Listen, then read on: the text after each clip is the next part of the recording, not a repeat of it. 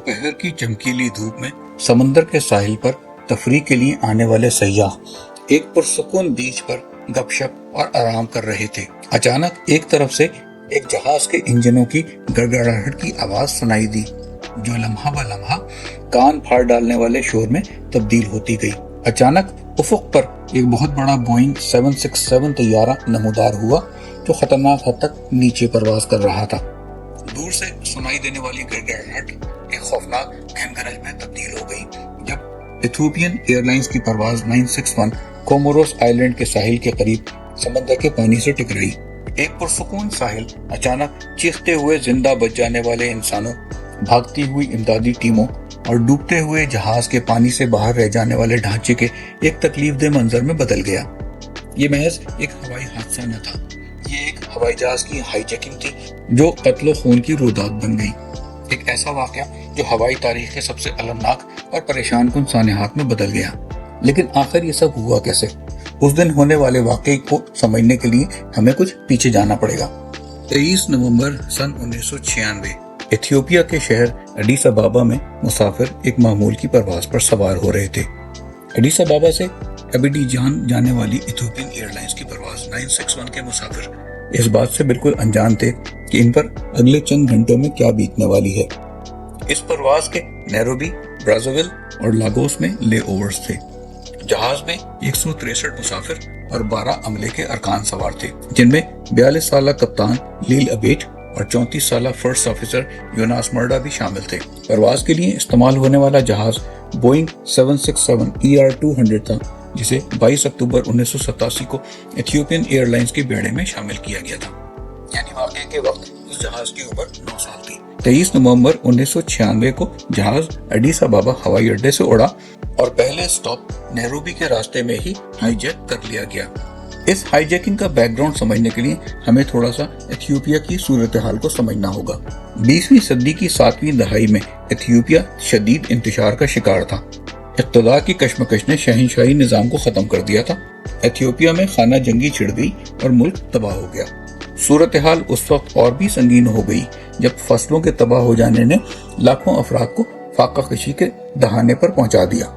Ethiopia लामुतनाही तनाज़ात, बदउनवानी और तहत के चुंगल में फंस गया। 1990 की दहाई में फौजी हुकूमत के खात्मे के बाद इथियोपिया एक नई जमहूरिया के तौर पर उभरा, लेकिन सियासी अदम इस्तेहकाम बरकरार रहा।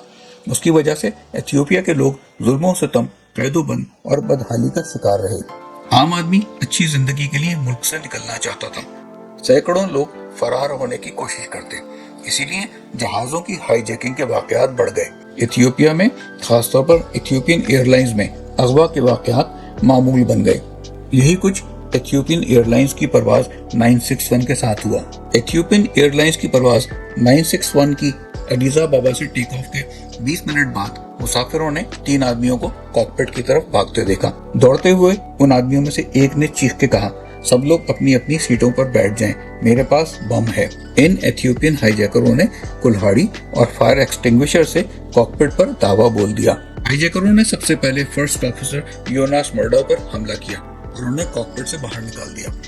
हाईजैकरों ने दावा किया कि वो 11 हाईजैकर्स हैं, लेकिन दरहकीकत वो सिर्फ 3 नौजवान थे, आलमो बेले बिलाइन, सुलेमान बेल और सुल्तान अली हुसैन। उनमें से एक नर्स और 2 बेरोजगार हाई स्कूल ग्रेजुएट थे। हाईजैकरों ने बाहर आकर अम्हारी, फ्रांसीसी और अंग्रेजी जबान में ऐलान किया कि उनके पास बम है और अगर किसी ने मुदाखलत की तो वो जहाज को धमाके से उड़ा देंगे। उन्होंने पायलट से जहाज का रुख मोड़कर ऑस्ट्रेलिया चलने के लिए कहा। ये लोग इथियोपिया की सख्त सूरत हाल से बच निकलना चाहते थे और ऑस्ट्रेलिया में सियासी पनाह के हुसूल के ख्वाहिशमंद थे, लेकिन उन्हें इस बात का कोई अंदाजा न था कि तवील परवाजों के लिए जहाज में कितना ईंधन दरकार होता है। उनका ख्याल था कि चूंकि जहाज बड़ा है, लिहाजा उसकी टंकी में इतना फ्यूल जरूर होगा कि वो बगैर रुके ऑस्ट्रेलिया पहुंच जाए। लेकिन बदकिस्मती से जहाज में फ्यूल छोटी परवाजों के लिए कम मिकदार में भरा गया था। पायलट ने हाईजैकरों को ईंधन की मिकदार का इंडिकेटर भी दिखाया और उन्हें मोम्बासा में ईंधन भरने की पेशकश भी की, लेकिन हाईजैकरों ने इनकार कर दिया। अब पायलट के पास 2 खतरनाक ऑप्शन थे, या तो हाईजैकर्स के अहकामात माने और समंदर में ईंधन खत्म होने का खतरा मोल ले, या उनकी नाफरमानी करे और अपनी और मुसाफिरों की जान से हाथ धो बैठे। कप्तान ने किसी भी मोहलिक फैसले से बचने के लिए हाईजैकर से बातचीत जारी रखने का फैसला किया। उन्होंने हाईजैकर्स को बताया कि वो एयर ट्रैफिक कंट्रोल को मंजिल तब्दील करने की इत्तला देना चाहते हैं। कप्तान लेल ने एडिस अबाबा एयर ट्रैफिक कंट्रोल को मुत्तला किया कि जहाज हाईजैक हो गया है और मंजिल ऑस्ट्रेलिया कर दी गई है। नैरोबी कंट्रोल ने पायलट से फ्लाइट लेवल, पोजीशन और फ्यूल की क्वांटिटी के बारे में मालूम किया। जवाब में कंट्रोल ने कहा कि मैं आपको मशवरा देता हूं कि 2 घंटे के ईंधन के साथ आप अपनी मंजिल तक नहीं पहुंच सकते और शायद आप समंदर में जा गिरे।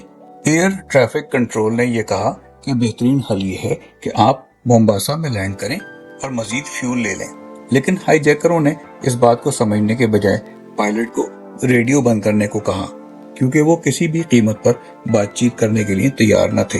हाईजैकरों ने पायलट को कंट्रोल सेंटर से मजीद बातचीत करने से रोक दिया।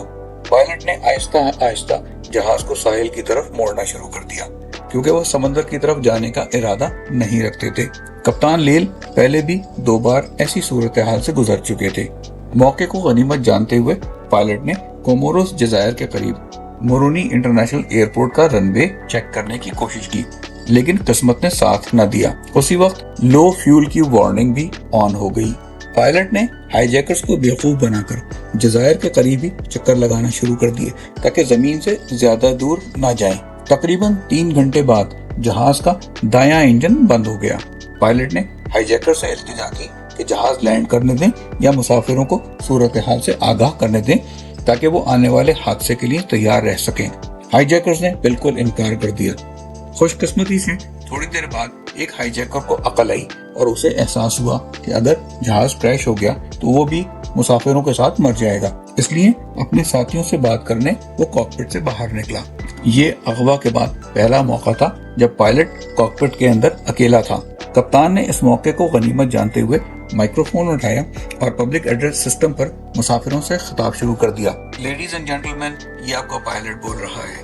हमारा फ्यूल खत्म हो चुका है, हमारा एक इंजन बंद हो चुका है, हम क्रैश लैंडिंग करने वाले हैं, हम पहला इंजन खो चुके हैं। मैं तमाम मुसाफिरों से दरखास्त करता हूँ कि वो हाईजैकर्स का मुकाबला करें।